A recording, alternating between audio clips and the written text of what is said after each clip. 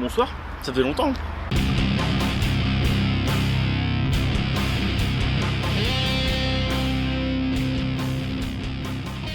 Je sais pas si vous voyez, j'ai changé de caméra. Waouh, ça a fête. Changer de caméra, changer de décor, bon d'accord, je sais pas changer de décor, c'est juste chez moi, il fait beau, du coup bah j'avais envie.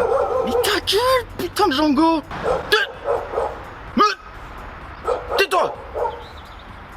Va chercher les mouches. Il me fait chier ce chien. Il me fait chier ce chien.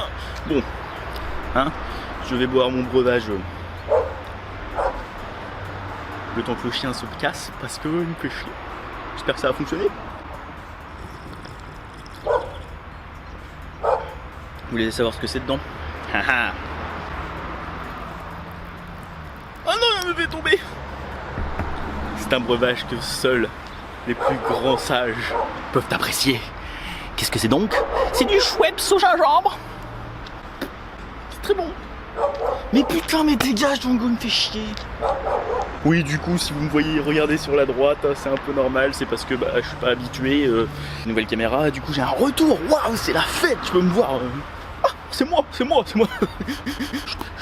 Aujourd'hui, je voulais vous parler de ça.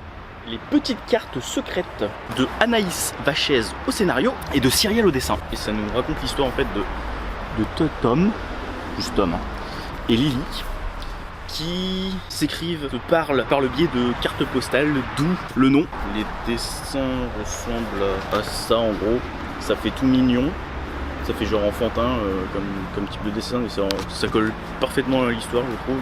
Ça se passe dans les années 90, du coup il y a tout la pop culture de ces années-là, genre ça parle de Super Nintendo, enfin ça parle, on y voit la Super Nintendo, les Polly Pocket, le Club Dorothée, Dragon Ball Z, enfin, tout ce qu'il y a derrière, plus ou moins en gros. Si vous reconnaissez les choses. Hein.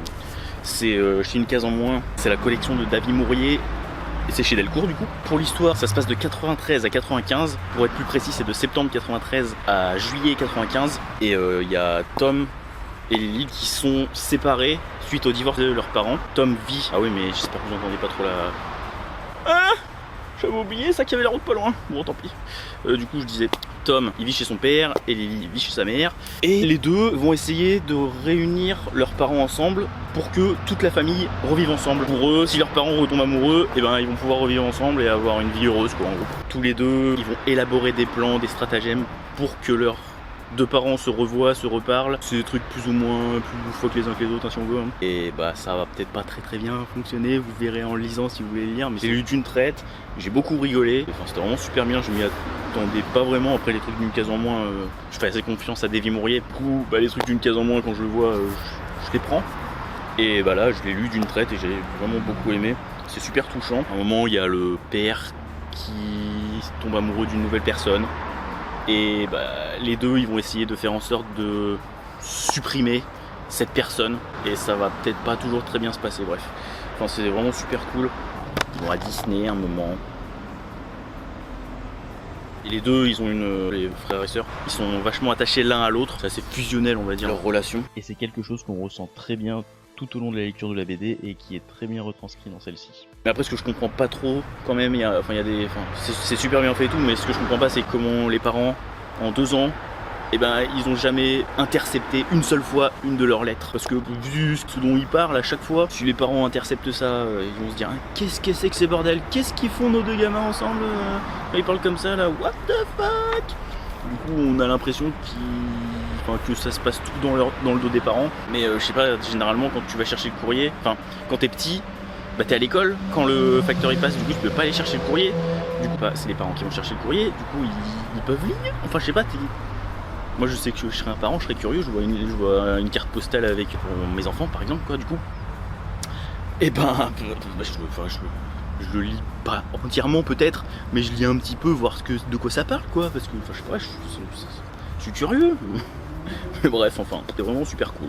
Je vous le conseille si vous aimez les histoires touchantes avec pas mal de références pop des années 90. Je vous le conseille, c'est vraiment les moments où on voit Street Fighter 2 dans la Super Nintendo. Oh, regardez, c'est là. La Super Nintendo avec Street Fighter. Et à la fin, il y a une révélation. Quand je l'ai vu, j'ai fait what the fuck, je m'y attendais tellement pas. Enfin, bref. Et du coup c'est en 120 pages je crois.